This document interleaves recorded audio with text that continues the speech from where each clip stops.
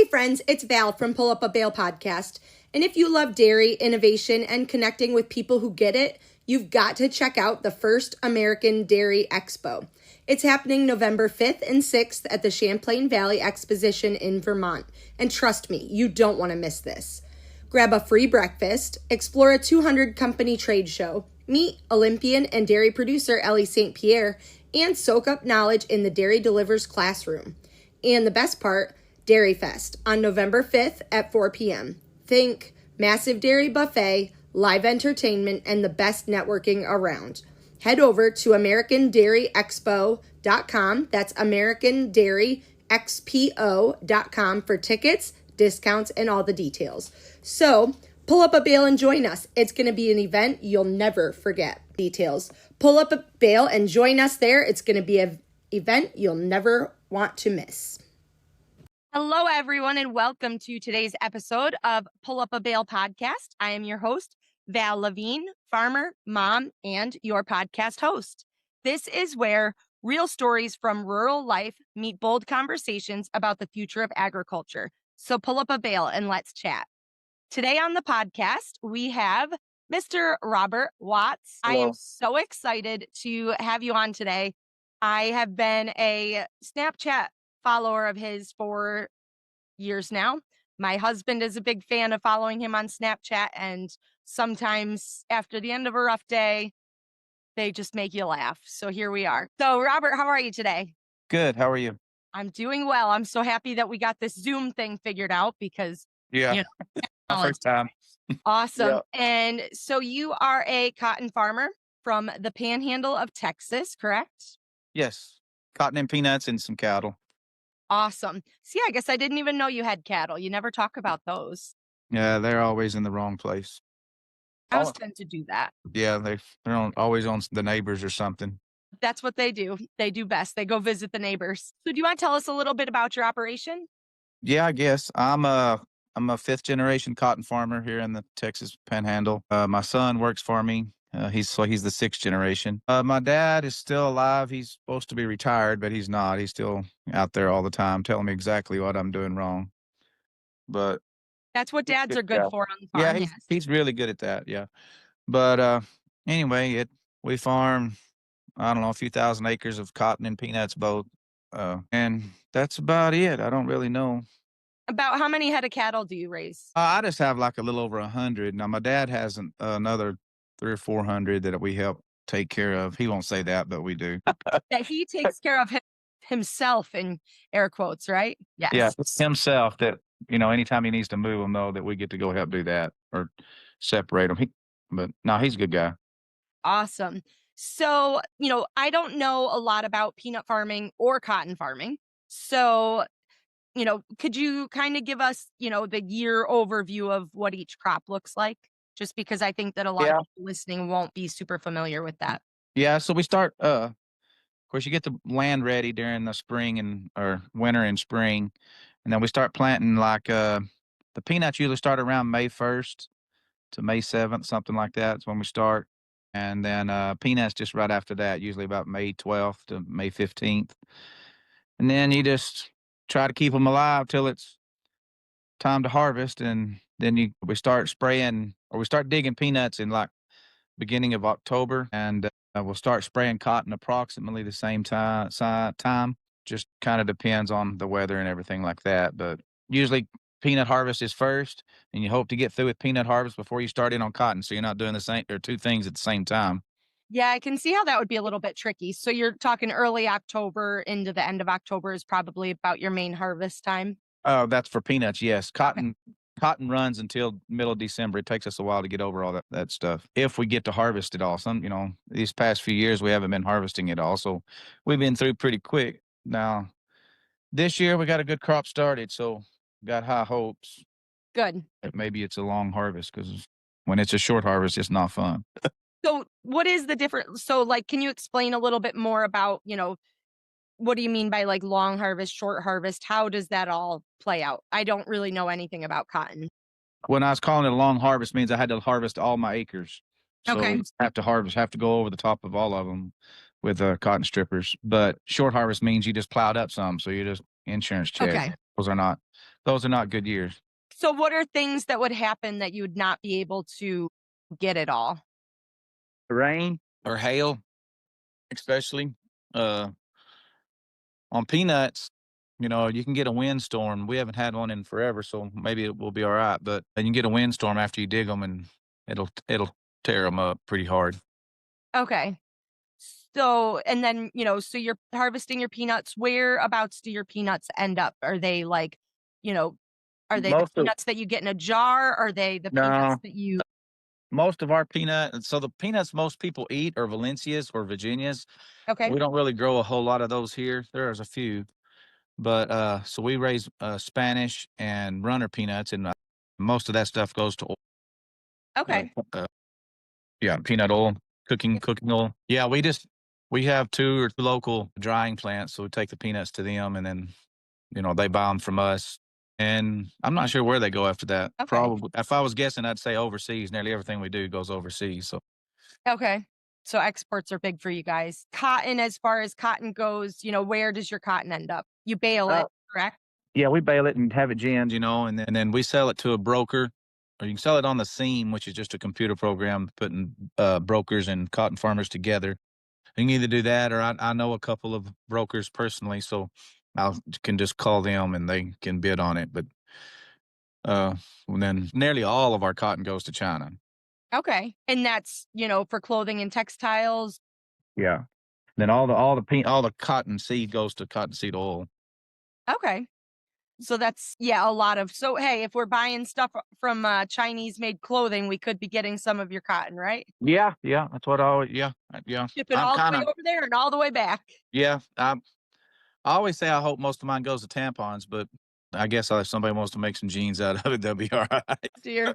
I mean, hey, you got to have both. So Yeah. that Yeah, I'm a tampon farmer. I go out there and babysit tampons all year. that works. Just keep them high quality. Yeah. Awesome. So, obviously being a fifth generation, you grew up there on the operation. Do you want to talk a little bit about, what were some of the things that you did as a kid there on the operation, and, what were some of the things that drew you back to coming back? I think I started. I'm old, but I think I started driving a tractor at 7, if I remember correctly. I remember I got paid $1 an hour. I remember that part, and I worked all summer and I didn't collect a check, and I wanted a waterbed. Yeah, so then I was like $45 short, and they wouldn't pay the difference, so I didn't get no damn waterbed till the next year. Save that money. Keep on dreaming Yeah, well, I finally got it. I used that bed till I probably 25 years old. till it sprung a leak, and Yeah. then you No, it really just had to came do. out of fashion. I don't know. Just one day we wasn't cool no more to have a waterbed. So I know. Are they even a thing anymore? Can you even get one now? man, I haven't seen one in years. But My when we grand moved, I always remember my grandparents had a waterbed when I was a little kid, and I just yeah, remember how weird it was feeling. yeah, they were comfortable. When we moved into this house out of that other one, we were cleaning out the attic, and there were 5 old water beds up in the attic. Now, why I ended up with 5 water beds that nobody used, I have no idea, but we just threw them away. Childhood obsession, it's I fine. guess so, yeah. That's awesome. So you finally saved up, you started driving a tractor. What were some of the, tasks that you got? You probably Back didn't then, of hop course, right in the everybody. harvester as a kid. No, I didn't start driving a cotton stripper till I was like probably 12, 11 or 12. Before that, what we did was tromp cotton. Back then, they didn't have module builders yet, or they weren't popular anyway. So you dump the cotton in a trailer, and it was a good job for the kid just to mash the cotton down. So we just get up there and be freezing our asses off and just jump up and down on the cotton, push it down in there so they could put a little more cotton in each trailer. Make it just a little heavier. Yeah, and then when the module builders, when we first got one of them, which I think was around 82 or 83 was when my dad first got the module builder. Then I drove the module builder. It's just set up there and you just run some deals with your hand. It's real simple. And we used the module builder till 2016 or 17. And then they started coming out with the stripper balers where it puts it in a bale itself. So Mhm. it's simpler that way. I still have one tractor or one cotton stripper that I do use a module builder with, but then I have one 12-row machine that doesn't. It's self-propelled and just spits the bale out the back. Or it's not. Yeah. It's a round bale. They call it a round module. It's not really a bale of cotton. It's just a round module, but it looks like an old round bale of hay. Okay. Interesting. Except it's a lot taller. They're like 6 foot, I think, like 72 inches tall and 72 inches wide, if I remember right. So they're a Okay. lot bigger than a regular hay bale. Those are mostly 5 foot tall and 5 foot across. Yep. Awesome. So, you're growing up, you're finally able to drive some equipment. Did you have the bug to stay, with the farm right along, or did you have No, I didn't think I was going to farm when I was in high school. I pretty much hated it, and got to college and I thought it wasn't nothing. I didn't want to be a teacher or coach or something. So got married and came back here. Where'd you go to school? West Texas A&E in Canyon, Texas, which is right outside of Amarillo, Texas. It's where I met my wife. Bless her soul. Yeah. Yeah, we've been married 30. Awesome. She's good. That's good. I'm glad that you're not saying she's bad on a podcast where, she could possibly listen to it. Right. I bet she'll listen, or I figure she will. I don't know. I'll have We'll to make figure out sure how to she look it listens. up because I don't know how to do that either. We're going to teach you all sorts of new tricks by the time we're done here. Yeah, I can look up farm equipment and parts on the computer, and Just enough to cause trouble. yeah. So you went off to Texas A&M. What, No, when you West went off, Texas A&M. what's that? It was West Texas A&M. Yeah, A&M's the big school down in Oh, College Station. So yeah, okay. there was only like 5,000 kids there. Were at West Texas where I Okay. was. So you went off. What did you end up trying to get a degree in? What were you thinking when you went off? I think I like 9 hours maybe having a coaching degree. I never did. Just decided to come back one semester at Christmas and asked a girlfriend to marry me, and we moved back here. You And then went she quick. still, yeah, she still had at least 2 more years of college. So she drove back and forth while I was here. Okay. Decided that school and continuing education wasn't for you and you better head back to the farm. Yeah. Yeah. Grass is not always greener on the other side. Is that Yeah. so? How did that work? Was your family supportive of you coming back to the operation right away, Oh, yeah. not going out and finding other things? Yeah. My dad was pretty much, he was in favor of me coming back for sure. Yeah. And your wife, how do you pronounce your wife's name? Everybody says Serena. That's kind of Okay. what she goes by, but technically it's Zarina, CZRENA. And you call her CZ, correct? I call her CZ a lot, yeah, especially on Snapchat. And so you said she's a teacher at the local school, which is fantastic. Yeah, at Wellington High School, yeah. She's not a fan of my Snapchat being as popular as it is. She don't like it when people ask her for a picture or something if I'm not there. I mean, I can see that. Yes. Yeah, it's pretty funny. I'm sure she finds it hilarious, right? Yeah, yeah, my She's daughter obviously got thick skin to be married to you, so. absolutely, yeah. My So daughter doesn't even when people ask her if she knows me, she tells them no. your daughter does? Yeah, because she can already tell that they're from Snapchat, so she's Nope, fixing to no hear about it. relation, sorry. Yeah, no, I never heard of him. Gosh, that's awesome. So, what kind of background did CZ have? Did she have any agriculture background, or was this, She's from she fell another in love small with the town. farmer and decided she had to go that way? Yeah, no, she's from another small town, 2.5 hours south of here. But she didn't really grow up in the farming. Her granddad did a little bit of farming, but that was it. Her dad and stepdad didn't farm much at all. If they did, it was just a hobby. So she was actually going to go. She was pre-law or whatever until she met me, and then changed her deal to be a teacher. You must have made some impression on that girl. Well, there's just not a lot of law stuff to do here in this town. I have a town. My town is like 1,800 people. No stoplights, no Walmarts, no fast food of any kind. You got to go 30 miles in just nearly every direction to find any of that. The middle of nowhere's literally. Yeah, yeah. Awesome. So, how have things progressed over the years? What does your operation, compared to today, what did it look like then when you came? Well, when I came back from college, my dad he farmed a couple thousand acres probably.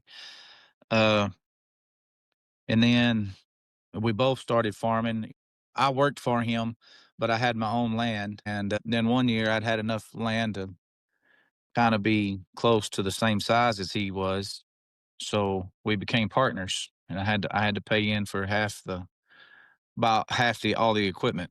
So I did that, and we were partners for pretty good while, maybe 10 or 15 years, and then this is the 10th year that he's supposed to have been retired, but I bought him out 10 years ago. So I basically just had to buy the rest of the other half of the equipment. Yep. And he's doing what every retired farmer does, still rides around and tells everybody what to do. Yeah, I mean, he still got his cows, and hell, he's got some goats now. I don't Oh, know there about you but go. but yeah, he got some goats a couple of years ago. When he was buying this place, he's like, "I won't if I put cattle on it, I won't ever be able to pay for itself." And I'm like, "Oh, you financed it?" And he goes, "No, I bought it." And I'm like, "Well, then it's already paid for." But he didn't see it that way, so he went around and put up goat fences, and he's got a few hundred of them. I don't know how many. I don't do much with the goats. I don't know nothing about them. Meat goats? I don't know. He sells them, but I say he just raises the babies and then sells them when they get a certain weight. I would But assume, are they brown, like brown-headed, white-bodied? yeah, yeah, Yeah. I see. Yep. Yep. So, obviously you have children, do you Yeah. want to talk about, you said your son is involved in the farm? Yeah, yeah, he has some land of his own, uh, and he lives 3/4 of a mile from me. He knows you when people ask him if he knows you out in public? Yeah, he'll tell him that he does know me, yeah. But, the daughter lives in Oklahoma City. She's a producer for a TV show up there. We go up to Oklahoma City quite often. It's a 2.5 hour drive. That's kinda where we go for the weekends or something. Uh, we're up there quite a bit. Some people think I am from Oklahoma. I'm there that much. You said you're not too far from Oklahoma itself anyways. Yeah, just did 8 or 10 miles at the most, and then Oklahoma City is about a 2.5 hour drive if you drive fast. Yes. And if you follow you on Snapchat, we know. Yeah, yeah, I'll drive fast every once in a while. I got some fast cars and had some other fast cars, and every once in a while you just gotta mash it. Gotta enjoy the speed while you can, right? Yeah. Around here the roads aren't that good. So when you get a good road, if they just redid one and they got the bar ditches mowed where the deer are coming out, you can see them. So if you got a little stretch there, you can air it out, get it up to. Yeah, I've had one of my cars up to 191. Ah, Then another one at 178. So they're fast. I'm gonna hard pass on that one. Thank you. Memo to self, not ever going for a ride with you, ever. I don't do it all the time. And I'll have permission. There's a kid a few years ago borrowed one of my cars to go to prom in, Oh boy. and I told him, I was like, "Listen, if you want to go fast, I'll take you fast. But if you try to do it while you're driving it, it'll get away from you. I promise you, you will wreck." He's like, "All right, let's go fast." So I put my seatbelt on, and we left my house, and there's a road here pretty close to me. I took off, and at about 160 or so, he started trying to reach for the seatbelt, and I was like, "Well, that ain't gonna help you now, man. It's too late for the seatbelt." Good grief. Nope, No. nope. I'm not over 100. I don't think I'd be very. Oh, really? No, I don't know why, but I like to go fast every once in a while. I like fast horses. I'm not really a fan of fast cars. So Yeah, I'm not a fan of horses, man. They ain't got no that my granddad always says they don't have a shock's worth of damn, the air conditioner don't work, and no radio. there's technology now, like you can play your phone, so you can Well, that's true. technically have a radio. Yeah, yeah, you can.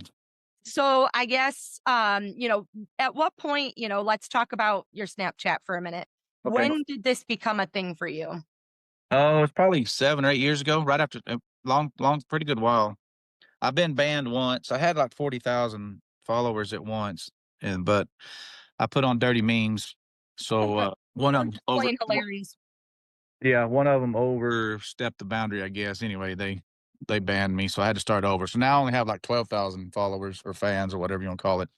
Yep. But I don't know, advertise or try to build it up anyway. Just people just kind of follow it. And then I do put a lot of food porn on. I eat very well. I do like to eat very, very nice. So I have some That people was that was my next conversation with you. Oh, definitely. yeah.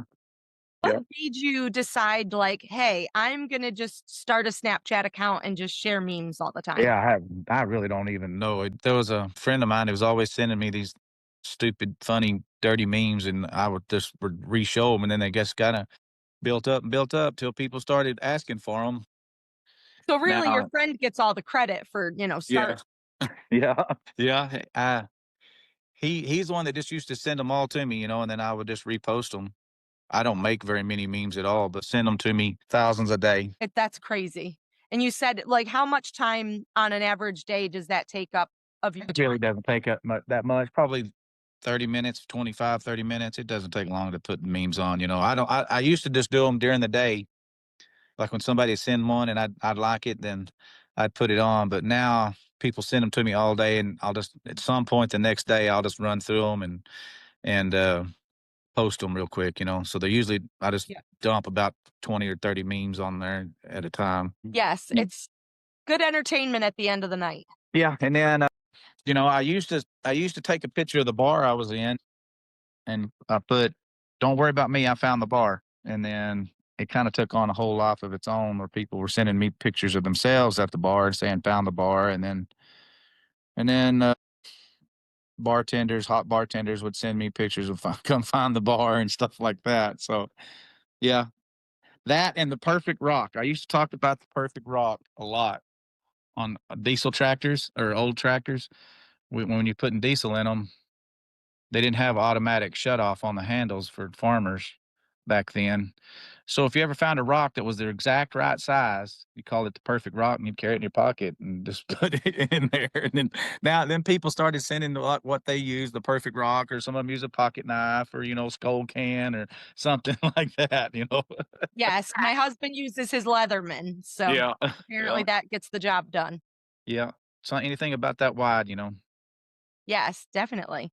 So I just think it's crazy that it was so unintentional and how you ended up with such a following. Yeah, it's kind of strange, but it's kind of neat when I've been noticed in Vegas. I've been noticed in Orlando. That's we don't really go anyplace besides we go to New Orleans, Orlando, Las Vegas, Dallas, and Oklahoma City, and that's about all the places we go. Yep. But I know the food scenes in all three of those towns or all five of those cities very well. Yes, So and I know you don't like the beach. I've never seen the ocean. I saw my grandma took me to see Jaws when I was 5 or 6 years old, and it scared the Ruined your shit out life. of me. Huh? Yeah. Ruined your When I life. Well, I mean, if I was scared of rattlesnakes, I just have to deal with it. But I'm scared of sharks, but we don't have a whole lot of them up here in the Texas Panhandle. I'm not going to go to their house. I've never seen the ocean. Now it's just kind of a badge of honor. Like 53 years old, and I've never been to the beach. Oh, that's awesome. And so you do post some, crazy foods, fancy menus, things like that. How did Yeah, that, become a thing? Is that something man. that you've always Uh, I got into that. My son graduated in like 2013, and when we took him to college. He went to Oklahoma State. We stopped in Oklahoma City, and that's one of the first meals I remember being like a what you call fancy or whatever. And then we really like it. And I have a knack for meeting either owners of restaurants or executive chefs or managers or anything, and you usually get to know some of them quite often. I mean, I very rarely go to a bar or restaurant that I don't come out with manager's name and phone number and stuff like that. And some of them like that I put the food on there. We've had several meals given to us and stuff like that. But one of our favorite places is in Las Vegas. It's called Ito. It's in the top of the Fontainebleau Resort, and it's only 12 seats. So there's only 12 people eating there. And they have three chefs in front of you, and they cut the fish. The menu changes every day. It's omakase style, so it's Japanese. And they cut the fish in front of you. It's between, I think, 17 courses is the least I've ever had, and 21's the most. It just depends on what fish they get in that day. But it's tiny. Most of them are just one piece of Yes. sushi. But they have some staples they have every time, but then the rest of it just kind of depends on what fish, because it's all fresh. It was all swimming the day before. It's pretty cool. We've done omakase in Orlando and New Orleans also.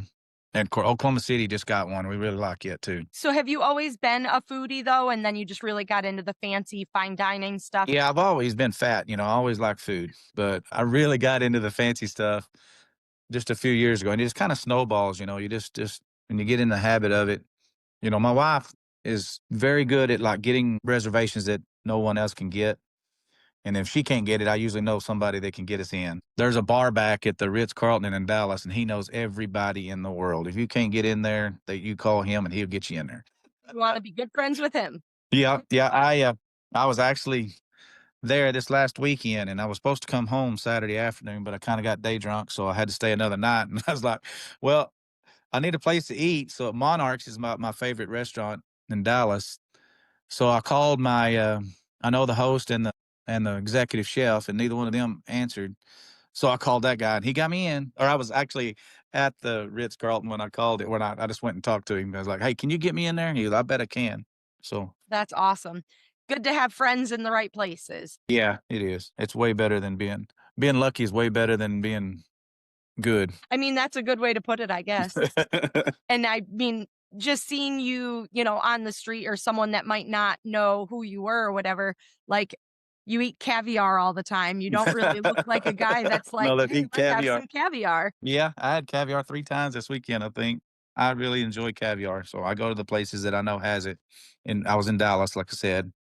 But, yeah, I don't look like I should eat like I do, but I enjoy that stuff, and we make sushi here at the house. Caviar at home, it's not that great, but can't really just put it on Pringles or something, so Caviar and Pringles. yeah, that So, is a thing. That is a thing, caviar and Pringles, but I don't care for it. I did not even know that. Yeah, yeah. I've got little kids, so the fine dining thing is not really a Right, not yet. point. What are your plans for the future? Is your son going to be taking over, I hope so. have retirement in the future? Yeah, my wife retires after this year. She's got one more year. So, like, this coming Wednesday's her last first day for the students.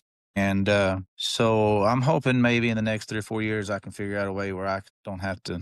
But I don't. It's not like I do a whole lot anyway. I just kind of follow around and tell guys what to do and help fix shit when something breaks down. But so it's not real hard. But we already have an apartment in Oklahoma City, so for probably spend more time there or maybe get an apartment in Dallas or somewhere. Not Vegas. I can't handle Vegas, but 48 hours at a time.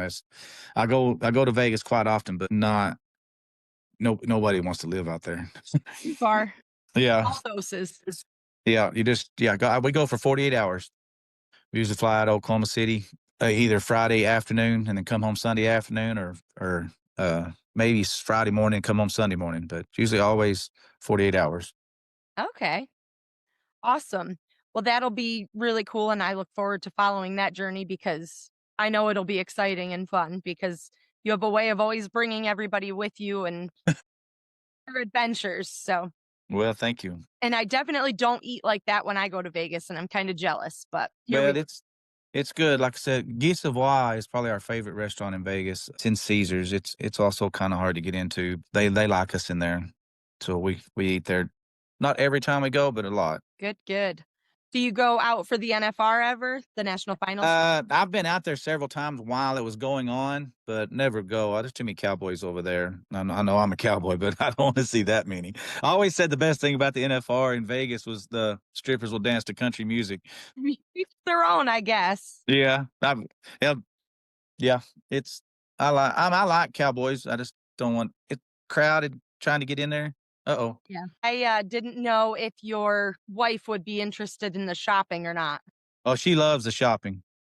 She loves the shopping. That's what we won't take our daughter, or I won't take our daughter because my wife knows all. She has sales associates in every store out there. So I'm like, you're not introducing them to our daughter. Our daughter can get her own. So I'll take my daughter with my wife. Don't go, but I'm not taking them both because she's not. She's not Can't teaching afford her. both of them. No, I can't. No. Oh, that's Because funny. you go shopping in Oklahoma City, it's a couple of $100s, and you go shopping out there, it's way more. I'm aware. Yep, it gets expensive fast. Yeah, it does. So I want to transition into just a couple fun rapid fire questions just to Okay. know you better. Your favorite cut of beef? We That's cook a I we was cook a hoping you were tomahawk gonna on say that. Sunday. We cook a when we're home, we cook a tomahawk on Sundays. Call it hashtag Tomahawk Sunday. When we get a beef butchered, we have them make them into tomahawks instead of ribeyes. So we we do I eat a lot of tomahawks. Now I can't eat the whole thing anymore. My wife and I have to split it, but and sometimes it'll be enough for breakfast burritos in the morning. You You're know. getting old, Yeah, Can't finish my own tomahawk anymore. I know. Dear. Most memorable meal you've ever eaten? So I ate at a place called in Orlando. Dang it, what is the name of it? Shoot, I can't remember the name of the restaurant. But anyway, It was I knew the manager at a different restaurant and the owner at a different restaurant, and this was their new one, and they fixed a special meal for me and my wife for our anniversary, our 30th anniversary. And I can't remember how many courses, 15 or 18, but the main course was a Wagyu beef tomahawk. It was the only time I've ever actually seen a Wagyu tomahawk. And of course, we had caviar and we had every kind of nice wine, Chateau Rothschild, lots of different types. They had a wine pairing with each one of them. But anyway, they were really nice for doing that for us. That's awesome. It is cool to be able to have those special moments and those connections to be able to do that. Yeah, it wasn't my idea. They came up with it on their own. They're like, "You're going to be here for that? We got something special planned." So they That's took care of. They took care. That's awesome. Favorite childhood memory on the farm? Wow. First time one of the first times I remember driving a tractor, I was running a packer, which is something just some wheels, just tires that you use to pack the ground after you break it. And of course, this was way before guidance and everything. So my dad doesn't like it when you repack something twice. So you can skip more than you have to, but you never redo it. So I had it so crooked after just about an hour that you couldn't even follow it anymore. So my dad come out there and straighten it out for me, and then I'd do it again. He had to come straighten it out like 3 times in one afternoon. Was there any curse words involved in that? Oh yeah, my dad likes to. Yeah, yeah. One time we were planting cotton, and I was a grown man. I was planting some cotton it was the first time I ever planted how we normally plant now. My dad did not care for it. He comes out there and he's throwing his hands up in the air and he goes, "You know what the date is?" And I was like, "I don't know, May 10th, 11th." He goes, "Well, I just want you to write it down because this is the day that you broke you and me." He was pissed. And then he came up fine. So he forgave me after a few days, but he was mad for a minute. Well, now at least with GPS farming and stuff like that, at least things can be pretty straight now. So that makes life. Yeah. Yeah. Yeah. Everything's crooked rows needed. Yeah, no crooked rows. But you can grow, they always say you can grow more crop in a crooked row than you can a straight row. It's longer. Yeah. I mean, that is a true story. Yeah. Cats or dogs? Dogs. There's Coco right there. Oh, Coco's helping. What kind is Coco? West Highland Terrier, Westies. Westies. There's another one running around here. Her name's Nessie. She's pretty shy. She Coco's decided birthday's podcasting wasn't for her today. Yeah. Coco's birthday's she'll be 10 or 11 on Wednesday. Awesome. My little dog just celebrated 16. Oh wow. What kind is it? She's a Chihuahua, but she's like the most non-Chihuahua ever. I see. And she's got the markings of an Australian cattle dog, like that Merle. She's neat. So Cool. But my first child, she is. We didn't get dogs till after our kids were grown. My wife was empty nest syndrome. She didn't care for it, so we got Coco. And then you needed a second. Yeah, and then she's like, "Coco, we're not having any more. There's just 2." Until she comes home with another one and you don't have a choice. Right. Well, maybe not. Favorite car? I mean, like something I can afford. How about that you own? Yeah, I have a Porsche Panamera 2024. That's the one I went 178 in. Anyway, the one I had before that was a Cadillac Blackwing CTSV 2022, I think is what it was. But I don't have it anymore. How many total cars do you own? Oh, I have no idea. If you count work trucks, there's a bunch.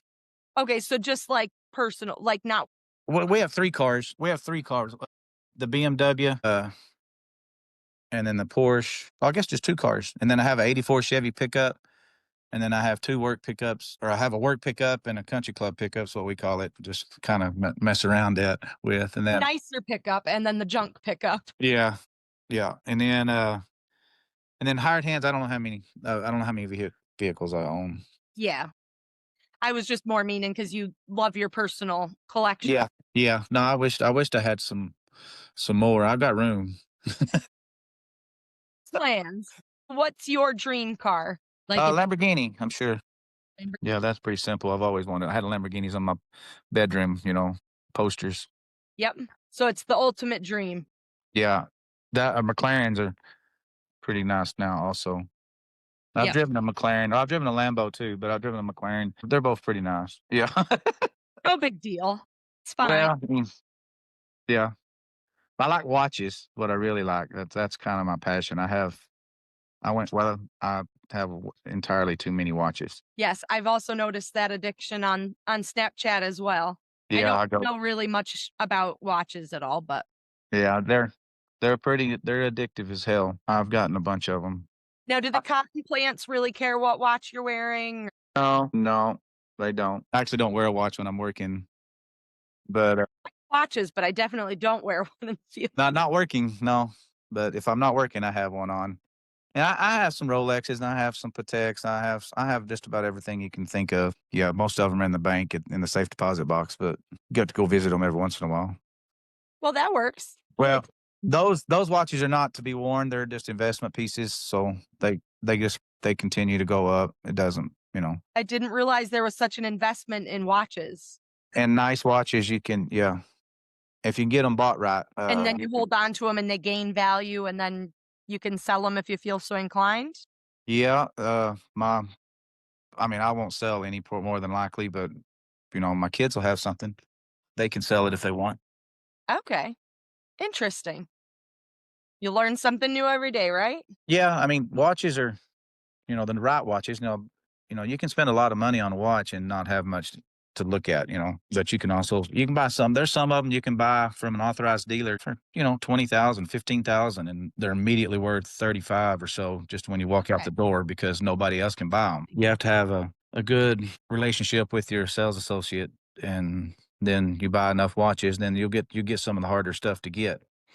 And people really want it, so the aftermarket is very expensive. Yeah, that's very interesting because I guess that I'd never even paid any attention to the fact that watches, like collecting watches like that was like a big thing. Yeah. Yeah, Yeah. it is definitely a big thing. I went and looked at some watches the last time I was in Dallas, and I mean, that's what I went down there for, was to look at this guy's collection, and it was impressive. Oh my gosh. He Uh, he he's what you'd call wealthy. I don't know, he had lots of $1 million of watches. oh my gosh. Yeah. I Maybe it's just the farmer. don't have any like that. I don't have any like that. I can't see myself having millions of dollars of watches. So Yeah. there's a lot of things I would buy with $1 million. Is probably Like one of them, right? Yeah. That's probably good advice. so you do a lot of traveling to, pretty much the same places. Yeah. Um, what what's your favorite Disney park to go to? 'Cause I Disney know park. Yeah, we go to Disney twice a year for a week each time. Uh, Epcot is not even close. It's the best park out there. They have 11 countries around the world, around a lake, and everybody that's in that country, like working there, is from the actual country. So they're like Japan Mhm. has their own little area there where you can do shopping, you can do fast food, you can do a sit down restaurant, or you can do a fancy sit down restaurant. But everybody that works there is from Japan, Okay. and I they guess I all didn't realize that they were actually from those countries. They are. Except for a short time right after COVID, they couldn't get enough people over here. But Mhm. besides like 21 and 22, since they opened, they've always had that. And what you do, they call it drinking around the world. So when you go in there, you always start with Mexico because you don't want that tequila shot last. I promise. Okay. So tips, if you're Yeah. gonna go drink around the world, start with Mexico. Yeah. Start to the left. Go when you walk in, go left. And then there's China, Japan, France, Italy, Canada, a bunch of them. Morocco. There's 11 of them. Anyway, you just go to each country and drink whatever drink they drink there most of the time. So in Mexico, you get tequila. In France and in Italy, you get wine. Germany, you drink some kind of shot. I don't know because their beer's Type terrible. of German shot. Yes. Yeah. Well, they got the Godiva chocolates, that's made in Germany. They make a Godiva shot. So that one you can drink it. Gonna And say then that you sounds pretty get delicious. sake in Japan, of course, and it's pretty cool little spot. But anyway, you go drink all the way around it. You drink 10 or 11 drinks from 11 different countries, you can definitely feel it. It's not something you do in an hour or 2 hours. It's an all day No. thing. Good. And, do you and CZ have a bucket list spot? I know you usually go to the same places. Is there somewhere else, that's like one of those, when we have more time or this is Yeah. Yeah. So I have a friend that has some wineries in Bordeaux, France, and we need to go see them. No, I guess I'll end up seeing the ocean then, or at least flying over the top of it. Going over it. Yeah. I don't know how close Bordeaux is to the ocean or the seas or whatever is closest. But anyway, well, I think we're probably going to do that. We both really enjoy wine. So we've talked about doing something like that, but that's about it. That'll be a pretty awesome trip though. See, I think it's a good retirement trip for CZ. Yeah, me too. I vote that you bring her for her retirement. Yeah, well, I just got to make some more damn money. Sell one of those beloved watches, and there you go. No. Yeah, no, I ain't selling a watch. I don't do that. Oh, I love it. So we've had lots of little quotes with that throughout the episode, so we're going to forego the quote spot. Okay. But I do want to ask you more of a deep thought question, and I want to know if you could go back and give your 20-year-old self advice, what advice would you give him? Whether or not he would listen, we don't know. Yeah, I definitely have him invest better. I guess 20 years ago, or when I was 20, would have been in 92. So yeah, invest in whatever tech company was coming out then, and then put it all in Apple and then put it all in Bitcoin. Now, would 20-year-old Robert have listened? Oh, no, I doubt it. No, I wasn't even married yet then. I didn't get married till I was 21. So I probably wouldn't have listened. Awesome. So disclaimer, if you want to follow Robert on Snapchat, I'll have him say his Snapchat handle. If you get offended easily, if you are not into that kind of stuff, don't follow him. Yeah, please don't. But don't turn me in regardless. If you get yes, there'll be nobody from this podcast turning him in. What is your Snapchat handle so that people, if they do want to follow, they can give you? Yeah, that's fine. It's RCLA Watts 12. So that's the first initial of everybody in my family: Robert, Serena, Lee, Ashley. RCLA, and then my last name. I was wondering what that meant. Yeah, and then my last name WATTS, and then 12. You have to type in the 12 or it won't come up. Okay. Well, we will be sure. I'll put that in the show notes for everyone too. Again, disclaimer, not for children. Definitely not for anyone with thin skin. If you want some entertainment and you can, deal with things, go ahead and give him a follow because it's a lot of fun to interact with you and, get good entertainment out of the things that you share. So I appreciate that. Well, thank you. And I'm very excited. Thank you for coming on. I'm happy that I was able to convince and get you to actually do this. Yeah, me too. I had no idea what was coming up, but it wasn't bad. I'm so glad that it wasn't bad. Would you have told me if it was terrible? Yeah. Oh, okay. Oh, I love it. Awesome. Thank you, everyone, so much for joining us today, pulling up a Bale. Again, you can follow me at Dairy Gal Val on all the major social media platforms. And be sure to share this episode with a friend, leave us a rating and review, and do all the fun things. We'll talk to you next week. Take care.